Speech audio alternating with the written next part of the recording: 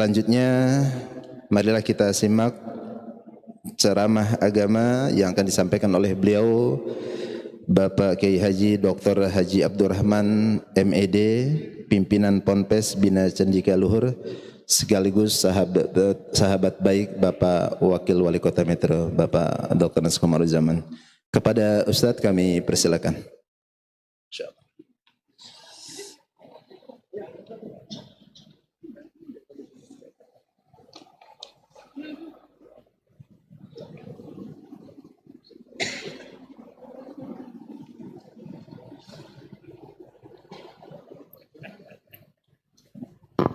Gak apa-apa pada insyaallah. Sedih.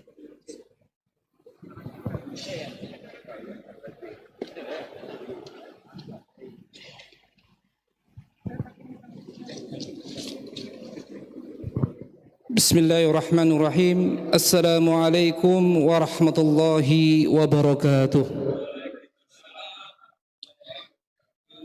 Innal hamdalillah nahmaduhu wa nasta'inuhu wa nastahdi wa na'udzu billahi min sururi anfusina wa min sayyiati a'malina. May yahdihillahu fala mudilla lahu wa may yudlilhu fala hadiya lahu.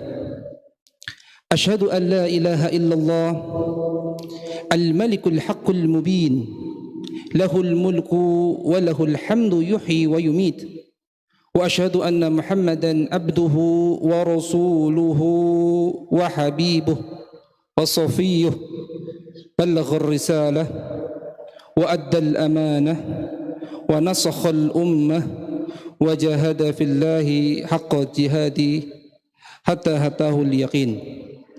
Fasalawatu Rabbi wa salamuhu alaihi wa ala alihi wa man tamassaka bisunnatihi ila yaumiddin.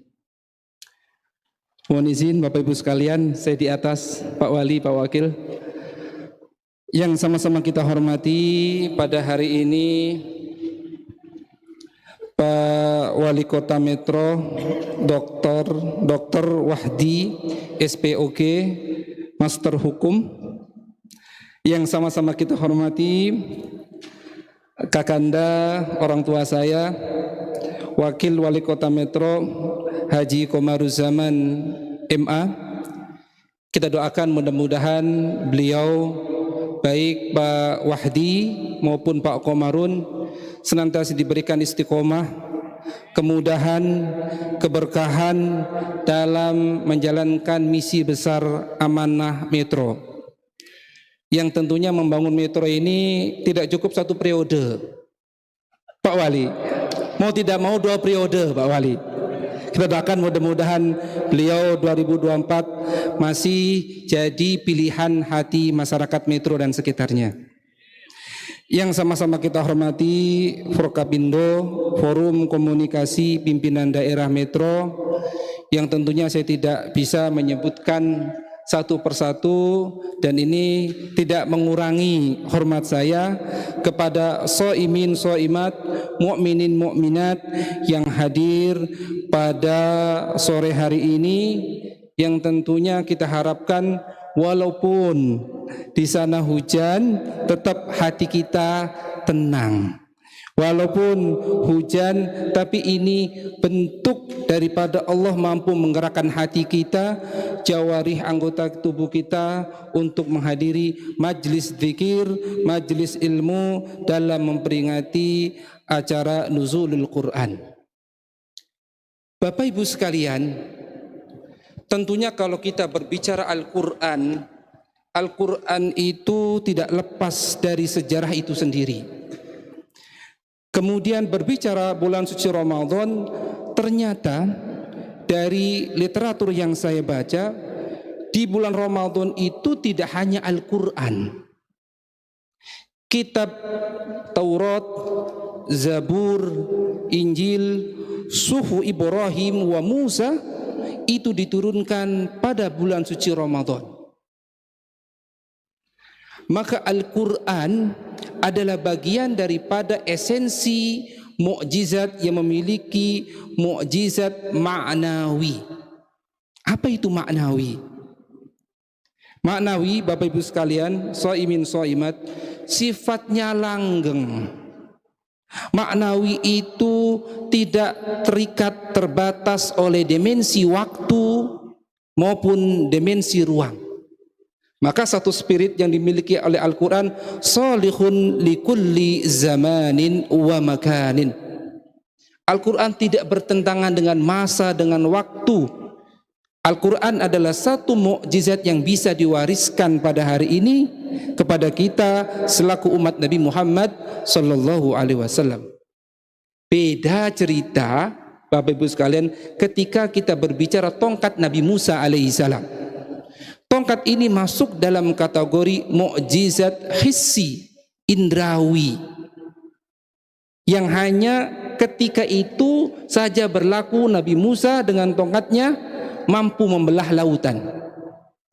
Saya kira kalau hari ini tongkat itu bisa membelah lautan, tol laut sangat mudah dan gampang diciptakan. Ya tidak? Bapak Ibu sekalian, berbicara mukjizat, mukjizat itu adalah kitab yang syamil mutakammil, kitab yang paripurna, kitab yang sempurna. Maka di antara fungsi Al-Quran adalah Al-Huda. Al-Huda itu adalah sebagai pedoman hidup, motivasi. Al-Huda ini sebagai petunjuk.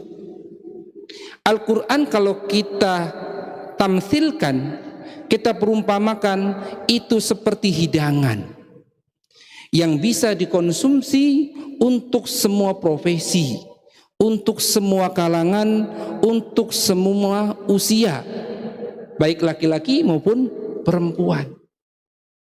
Al-Huda di sini tentunya targhib wa tarhib, memberikan motivasi hal-hal yang baik. Dari Al-Quran mengajak kita untuk fastabiqul khairat, berbuat kebajikan, meninggalkan kemungkaran. Masih banyak lagi kalau kita berbicara esensi dari Al-Huda itu sendiri. Kemudian fungsi yang kedua dari Al-Quran adalah asy-syifa. Apa itu Bapak Ibu sekalian asy-syifa? Obat, penawar. Al-Quran mampu memberikan obat pelayanan bagi hambanya yang sakit, baik maradun qalbiyun maupun maradun ghairu qalbiyun, baik itu penyakit hati. Apa penyakit hati? Bukan penyakit liver, ya.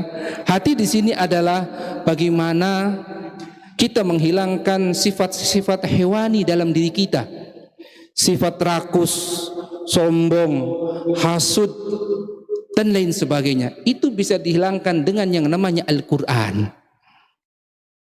Kemudian Al-Quran juga mampu menghilangkan penyakit-penyakit zahir, penyakit fisik.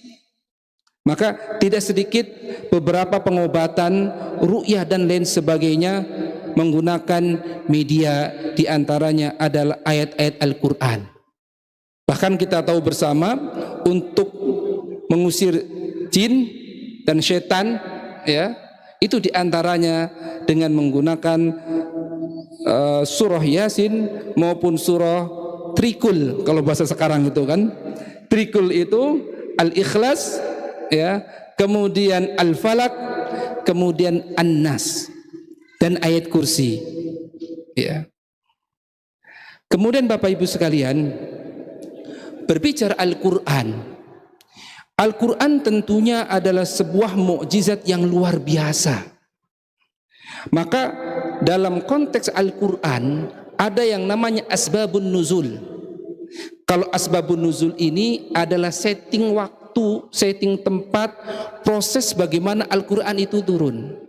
Tapi dalam hal ini saya akan menjelaskan asbabu wujudil Quran, sebab munculnya Al-Quran sebagai mukjizat. Tentunya berbicara mukjizat itu rukunnya ada musuh, ada lawan, ada tandingannya, yang tentunya dengan Al-Quran, dengan mukjizat tersebut, musuh itu kalah. Jadi diceritakan dalam sejarah peradaban Islam maupun dalam kajian ulumul Quran, ketika itu orang Arab sangat senang, sangat gandrung dengan yang namanya syair, dengan yang namanya puisi, dengan yang namanya prosa, dengan yang namanya khitobah. Bahkan diceritakan di situ ada namanya pasar Ukaz, ada pasar Dul Majaz, ada pasar Dul Majnah.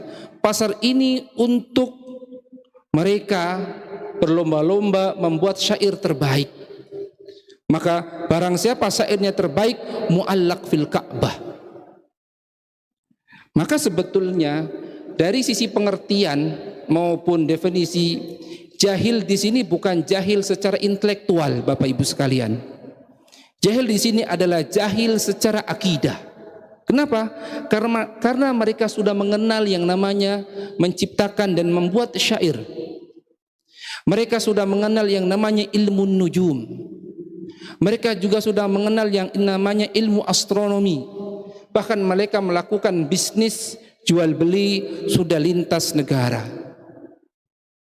Maka datanglah Al-Quran untuk mengalahkan yang namanya syair, puisi, prosa ketika itu. Bahasa Al-Quran lebih daripada bahasa sastra puisi. Bahasa Al-Quran lebih dari bahasa sajak, bahasa khitobah. Lantas kita bertanya, kenapa harus kota Mekah dan Madinah sebagai sentral, sebagai pusat pertama kali disebarkannya Islam maupun disebarkannya Al-Quran dalam hal ini? Kok tidak metro? Karena Bapak Ibu sekalian, kalau kita berbicara dari sisi geografis, tata letak, kota Mekah adalah pusaran dunia. Tengah-tengah dunia itu pusatnya di kota Mekah. Jadi ketika orang itu berdiri di tengah, kayak saya pada hari ini, mohon maaf, ini sangat memudahkan kita untuk menyampaikan segala pesan, kesan, moral, pesan ilahiyah kepada seluruh penjuru umat manusia. Ini pendekatan secara geografis. Kemudian kalau kita melihat dari sisi agama, dulu ketika itu dalam referensi menjelaskan ada dua agama besar, yaitu agama Zoroaster yang ada di Yunani, kemudian agama yang dianut oleh penduduk Persia, yaitu agama Majusi. Dua agama tersebut tentunya mewarnai negara yang ada di sekitarnya. Tapi kota Mekah ketika itu belum terkontaminasi, belum masuk ajaran agama tersebut karena pertimbangan geografis yang kita ketahui bersama. Kota Mekah terdiri dari gurun dan kerikil pegunungan, dan ini yang mengakibatkan Islam mudah diterima di sana. Bapak Ibu sekalian, berbicara Al-Quran tentunya tidak pernah habis. Al-Quran ini seperti permata, seperti berlian. Kita bisa kaji Al-Quran dari sisi bahasa, kita bisa kaji Al-Quran dari sisi hukum, kita bisa kaji Al-Quran dari sisi sosial, politik, budaya, dan masih banyak lagi. Maka sepatutnya kita cinta akan Al-Quran. Maka disampaikan tadi oleh Pak Wali, ya, Iqra'ul Quran, ya, bacalah Al-Quran. Warattilil Qur'ana tartila. Bacalah Al-Quran secara tartil. Ya. Maka sebetulnya substansi daripada membaca itu tidak hanya kita baca dan membaca secara tekstual. Maka kita didorong bagaimana untuk membaca secara kontekstual. Maka dalam surah Al-Alaq 1 sampai 5 tidak menyebutkan Iqra hadal kitab, oh Iqra hadal Quran, Iqra bismi rabbikal ladzi khalaq. Maka perintah umum sangat umum.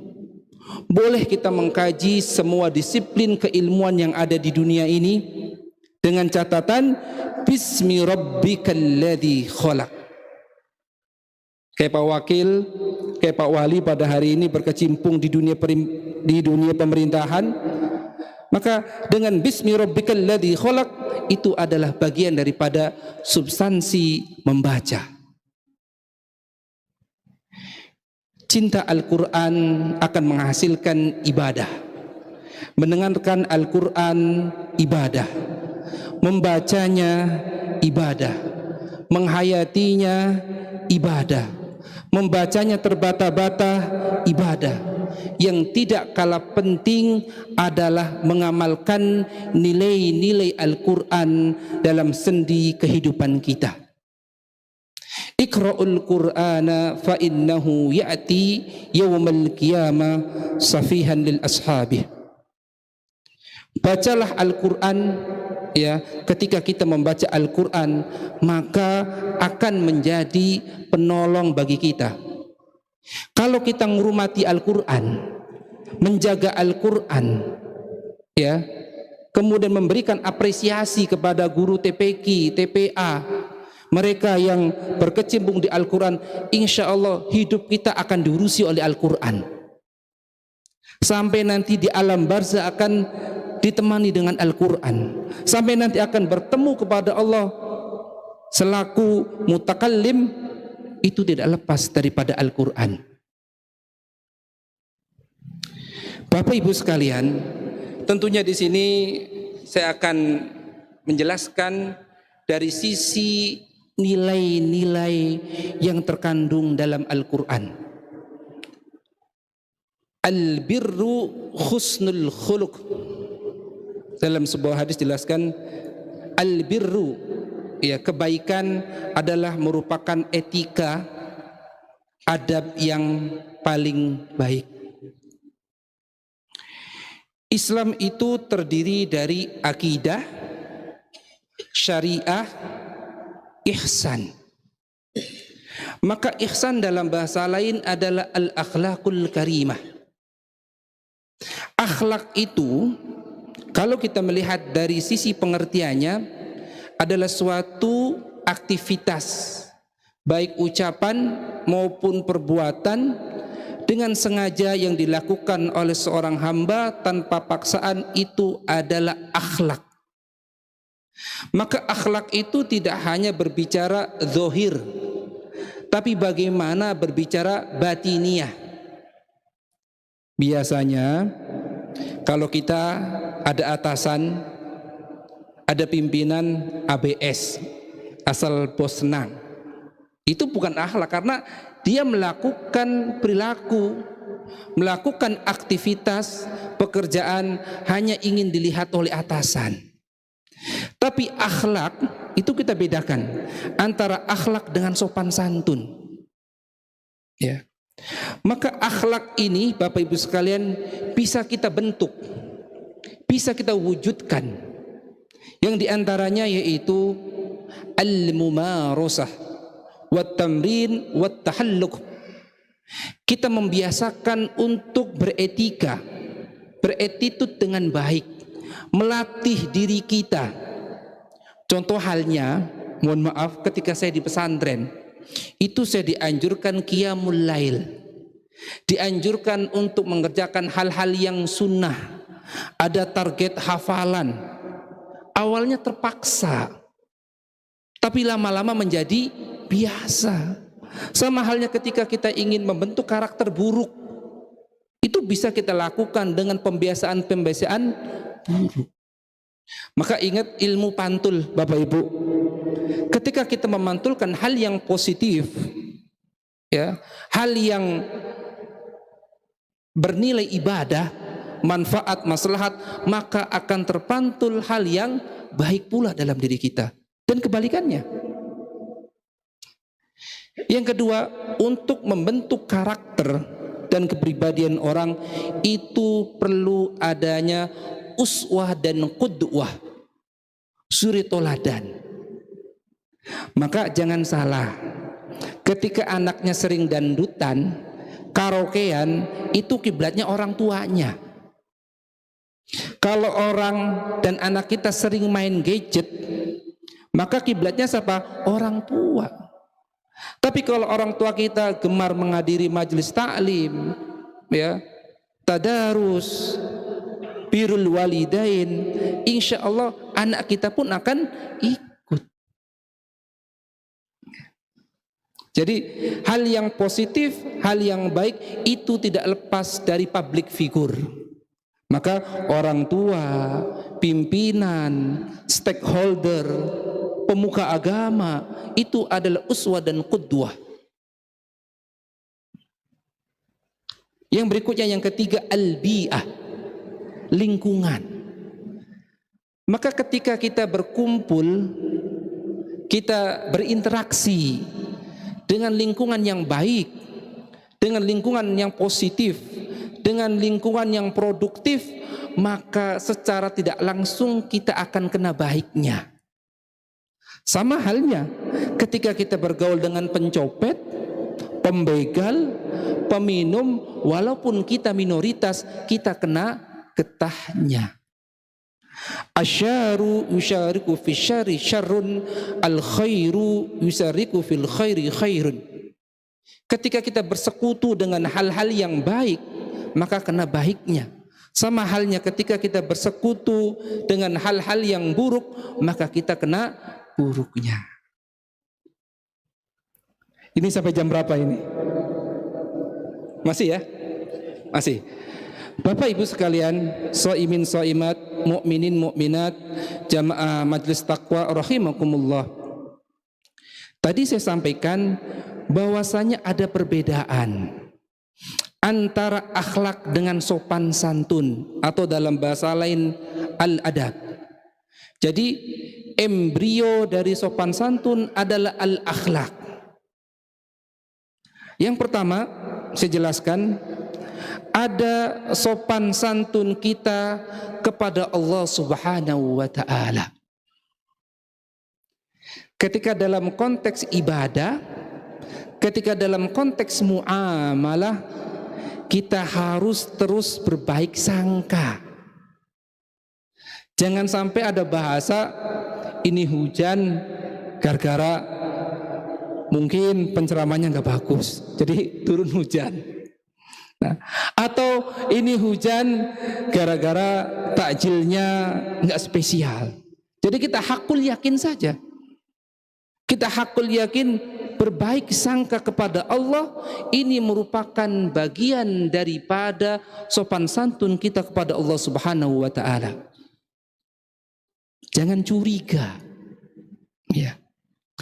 Kemudian sopan santun kepada Allah Subhanahu wa ta'ala, wala tusyrik billah. Jangan sesekali kita menduakan Allah. Qul huwallahu ahad. Katakanlah wahai Muhammad bahwasanya Allah itu esa tunggal.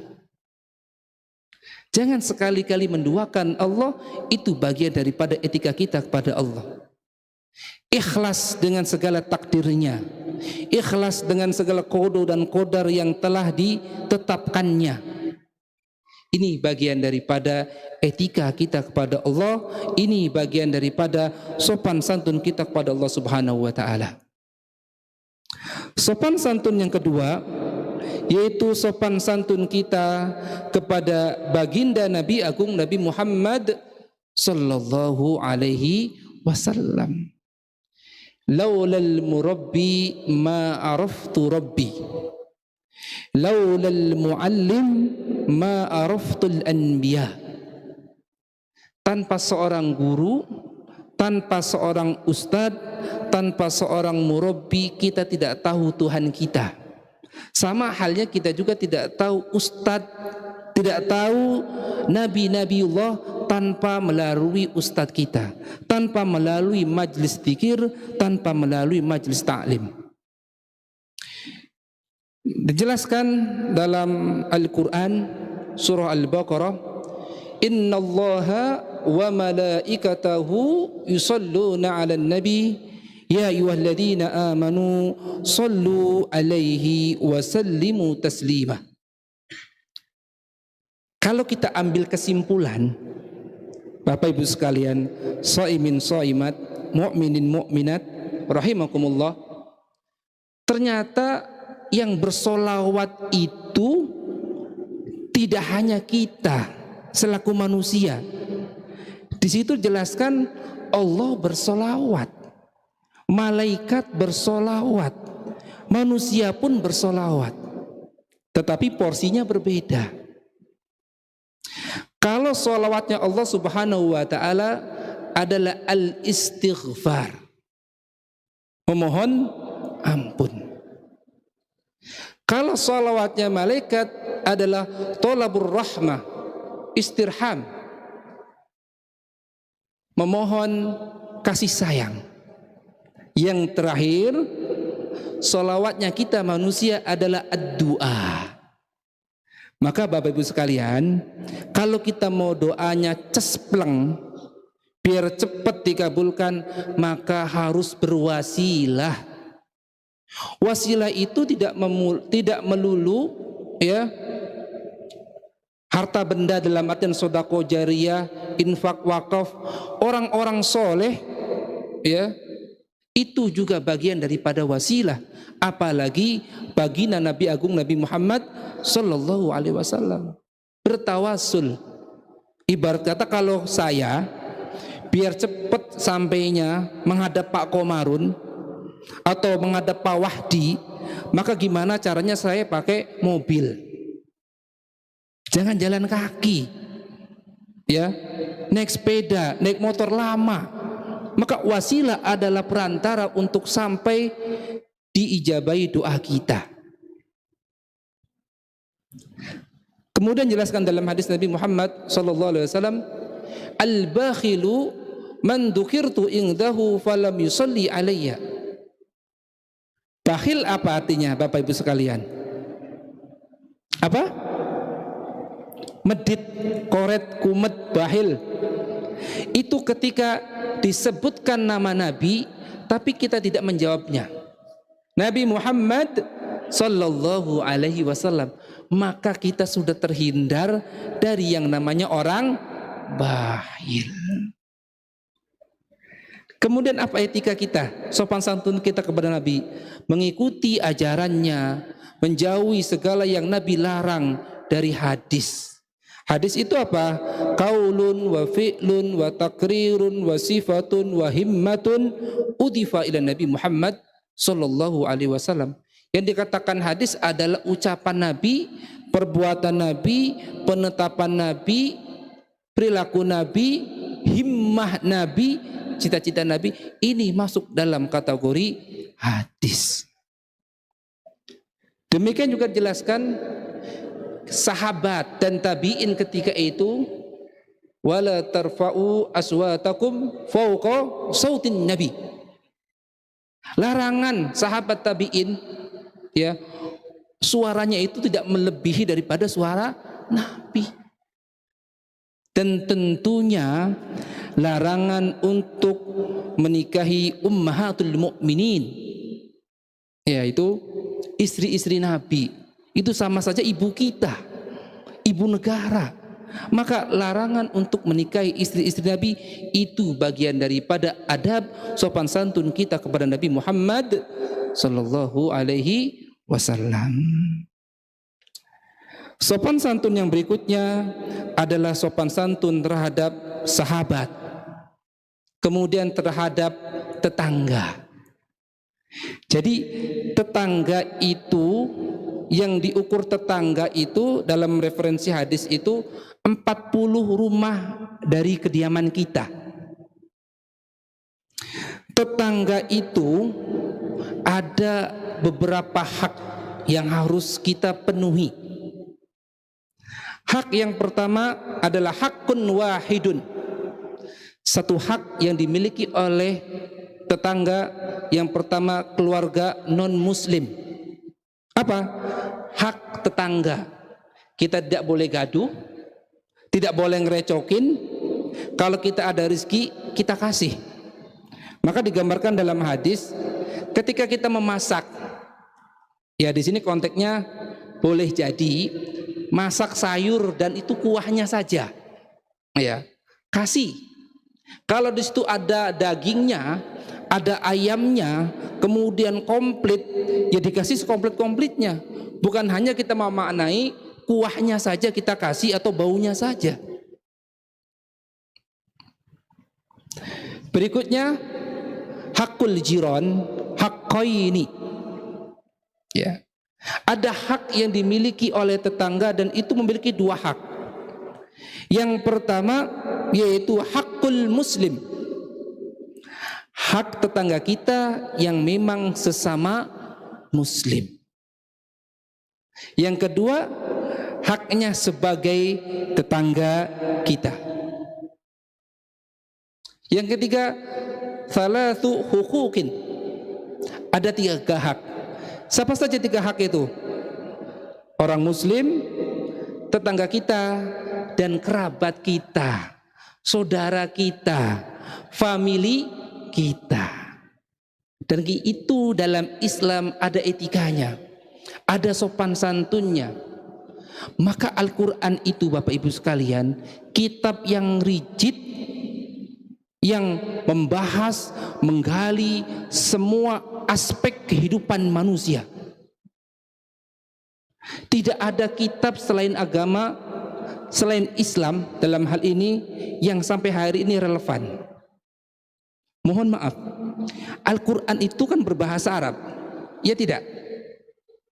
Bahasa Arab ini bahasa dalam artian lokal orang Arab, tapi esensinya universal.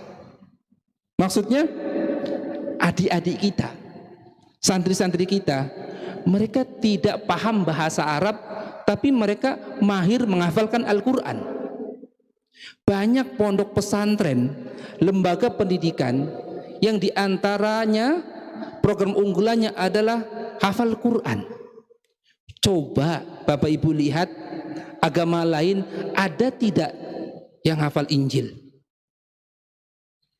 Dan tentunya kitab itu disesuaikan dengan jamaatnya. Baru di Indonesia dengan berbagai kultur dan bahasa, berapa bahasa yang dihasilkan. Tapi dalam konteks Al-Quran, dimanapun, di benua manapun, kapanpun, Al-Quran yang kita baca hari ini sama dengan yang Nabi baca, sahabat dan tabi'in. Cuma medianya saja yang berbeda. Kemudian Bapak Ibu sekalian, di sini juga ada akhlak, ada etika, ada sopan santun kita terhadap tamu. Ketika ada tamu, sambut dengan muka yang semringah. Walaupun kita banyak masalah, walaupun kita tidak punya uang, ya. Maka tamu ini tentunya ada aturan mainnya dalam Islam. Ya, minimal itu sehari semalam kita jamu. Ya, maksimal 3 hari semalam kita jamu.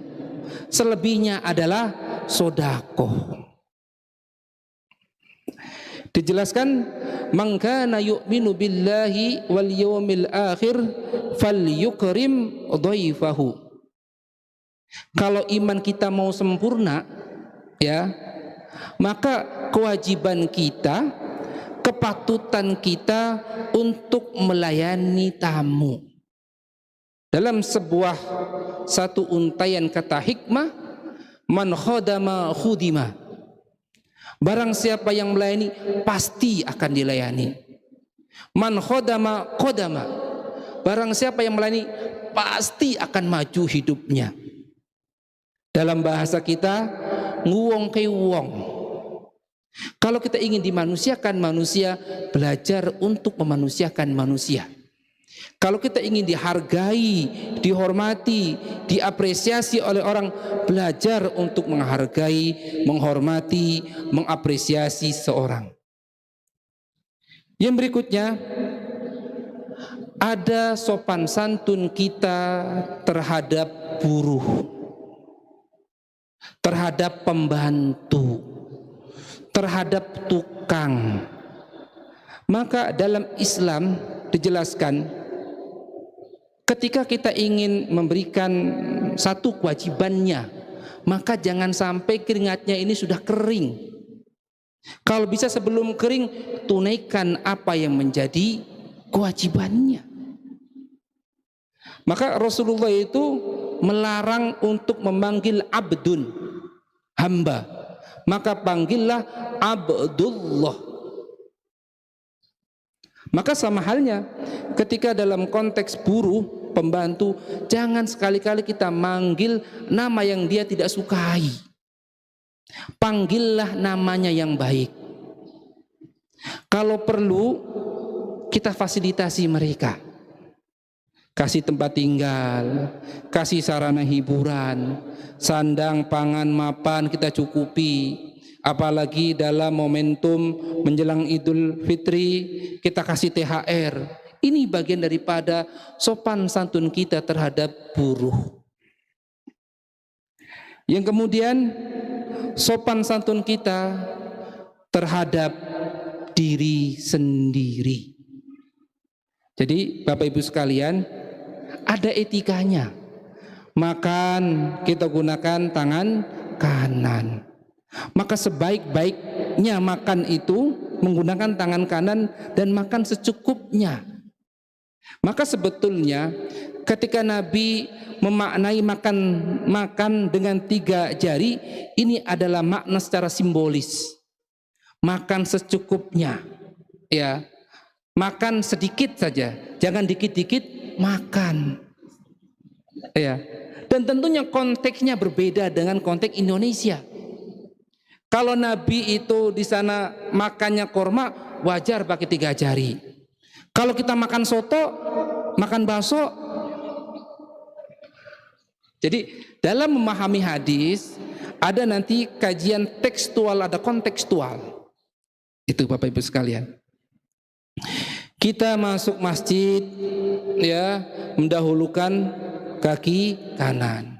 Ya, kita masuk toilet, ya, keluar toilet, ada etikanya. Kita tidur, bangun tidur, itu bagian daripada sopan santun terhadap diri kita.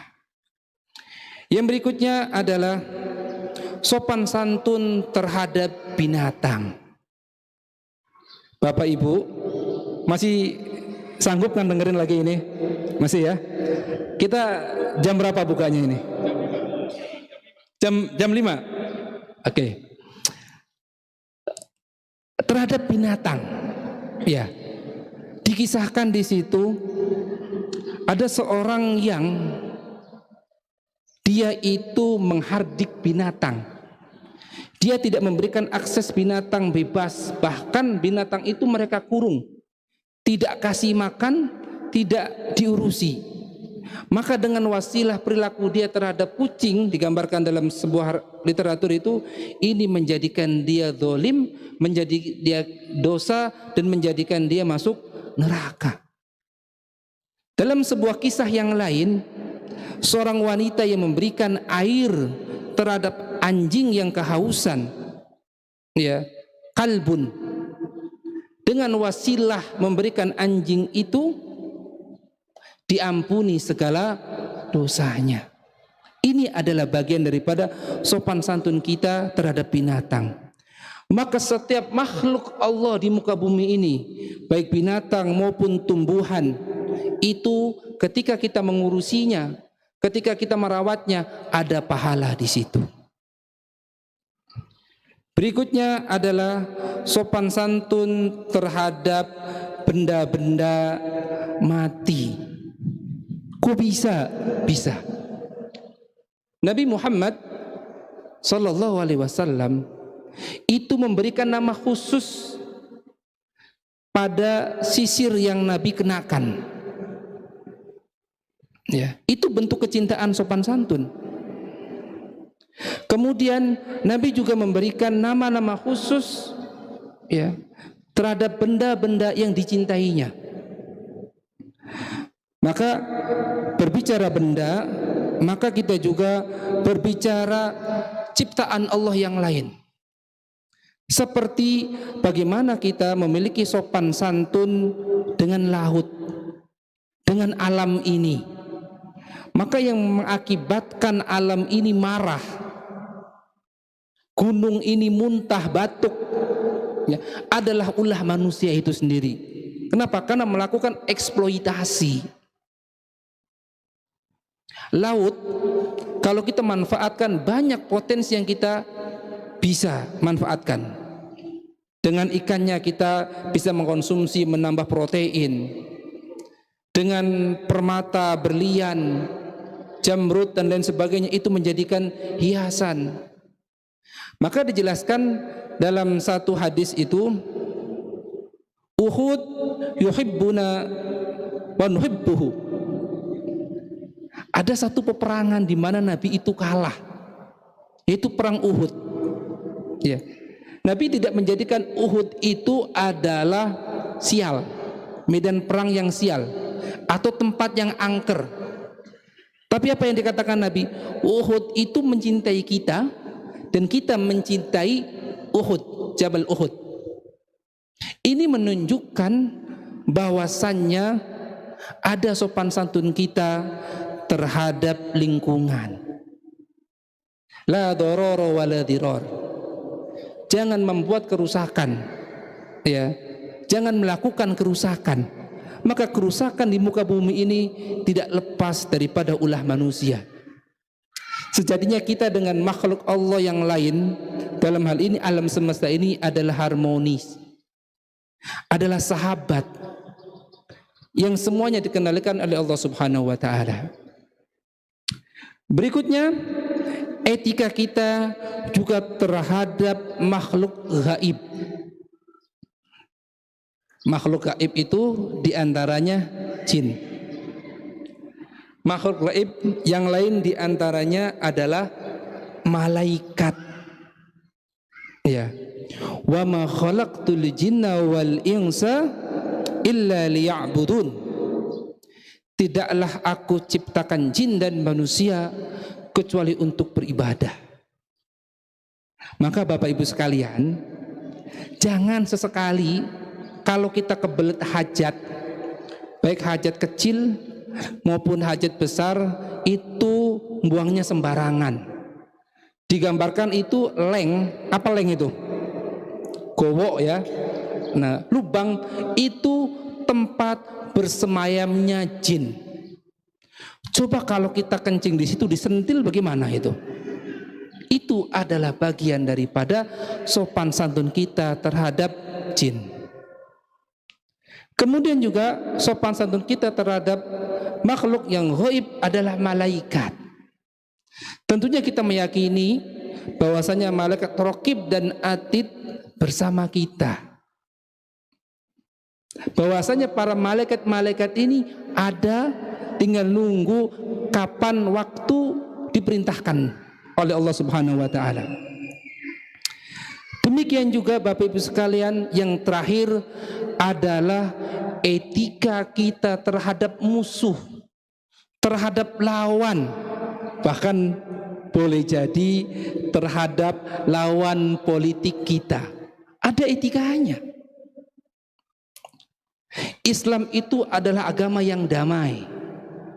Kalau dikatakan Islam itu agama pedang, itu adalah legitimasi daripada orientalis saja. Ya. Kemudian berbicara lawan dan musuh, tentunya bagi Islam dan konteks Islam adalah memaafkan. Wa anta'fu aqrabu littaqwa. Hendaklah kita memaafkan, karena di situ terdapat tanda-tanda ketakwaan seorang hamba kepada Allah. Yang namanya memaafkan itu, Bapak Ibu sekalian, saya maafkan Anda, kemudian saya tidak ingat-ingat lagi. Bukan saya maafkan Anda, tapi akan selalu ingat saya kejadian-kejadian perilaku Anda terhadap diri saya, terhadap keluarga saya. Itu jauh daripada makna memaafkan. Memaafkan itu artinya membuka lembaran baru. Tentunya kita bertanya dalam diri kita, kenapa sih kita harus memaafkan? Karena boleh jadi apa yang kita lakukan itu orang lain pun melakukan dengan kesalahan yang sama. Kenapa kita harus memaafkan? Boleh jadi kejahatan, kesalahan yang kita lakukan lebih daripada itu. Dalam untian kata hikmah dijelaskan, likulli alimin hafwatun wa likulli jawadin qabwah. Setiap orang yang alim, cendekiawan, intelektual, negarawan, presiden, itu pasti akan tergelincir, pasti ada salahnya. Sama halnya orang yang memiliki kuda, yang mana kudanya digunakan untuk kejuaraan kuda pacuan, pasti akan tergelincir. Sama halnya tupai. Tahu tupai ya? Bajing. Ya, itu sepandai-pandai tupai pasti akan jatuh. Maka dalam konteks Islam, ketika berbicara perperangan, Islam itu punya satu etika SOP yang harus dijalani. Dilarang membunuh anak-anak, dilarang membunuh orang tua, dilarang memusnahkan fasilitas umum atau menghabiskan objek yang jadi bahan pertempuran, kecuali mungkin darurat. Inilah Bapak Ibu sekalian, berangkat dari akhlak yang baik kemudian akan menghasilkan sopan santun untuk kita jalani dalam hidup keseharian kita. Kita bertanya, apakah perlu sopan santun? Sangat perlu. Kalau kita hidupnya sendirian di hutan, tidak ada manusia, kemudian kita hidup dengan binatang, dengan batu, tanpa menggunakan etika sopan santun, boleh. Karena kita hidup dengan manusia, hidup dengan orang banyak, berbagai macam kultur, budaya, latar belakang pendidikan, maka sepatutnya kita harus menjunjung tinggi sopan santun kita dengan sesama, sopan santun kita dengan makhluk Allah yang lainnya. Sebelum saya akhiri tausiah pada sore hari ini dan menjelang waktu buka puasa, tentunya Bapak Ibu sekalian, kalau Bapak Ibu ingin mencari nasihat yang tepat dalam hidup Bapak Ibu sekalian adalah Al-Quran. Al-Quran adalah nasihat hidup. Kalau kita sumpek galau baca Al-Quran, ya. Ada yang kedua, nasihat yang mati, kematian, yaitu maut. Demikian juga berbicara wasiat, ya. Wasiat yang baik ketika kita berpegang teguh padanya, yaitu Al-Quran dan As-Sunnah, insya Allah hidup kita akan selamat, hidup kita akan terjaga. Man arada dunya fa alaihi bil Quran, wa man arada al akhirah fa alaihi bil Quran, wa man aradahuma fa alaihi bil Quran. Ketika kita menghendaki kehidupan dunia, Al-Quran solusinya, akhirat Al-Quran solusinya, dunia dan akhirat Al-Quran solusinya. Terakhir Bapak Ibu sekalian, kalau kita melihat dari satu sisi definisi Al-Quran itu sendiri, Al-Quran yaitu Al-Qiraah, yaitu bacaan. Rubba qari'in lil Quran wal Qur'anu yal'anahu. Rubba qari'in lil Quran. Banyak sekali orang yang membaca Al-Quran, tapi Al-Quran melaknat orang yang membacanya. Maksudnya,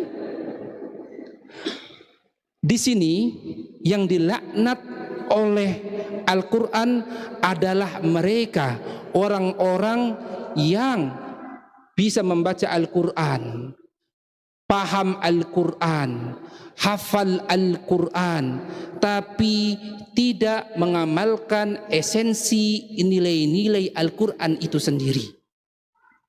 Bukan berarti orang yang belajar membaca akan dilaknat, bukan. Kalau orang yang membaca dilaknat kemudian salah membacanya, lahu ajroni, baginya 2 pahala. Ya tak terbata-bata, 2 pahala. Kalau itu yang dilaknat, saya kira nggak ada lagi orang yang mau mengaji. TPQ, TPA tutup. Yang kedua, kalau yang dilaknat adalah orang yang penghafal Quran, maka tidak ada lagi hamilul Quran, hafidul Quran, pondok pesantren yang notabene-nya penghafal Quran, rumah tahfidz, bahkan sekarang rumah tahfidz berjamuran. Bukan itu dalam konteks yang dilaknat. Yang dilaknat adalah orang yang tidak mengamalkan nilai-nilai Al-Quran. Mengamalkan apa? Dari yang kita tahu, kita amalkan. Mudah-mudahan yang sedikit ini bisa bermanfaat buat kita semua. Jadikan Al-Quran sebagai lentera hidup kita. Ihdinas siratal mustaqim. Wassalamualaikum warahmatullahi wabarakatuh.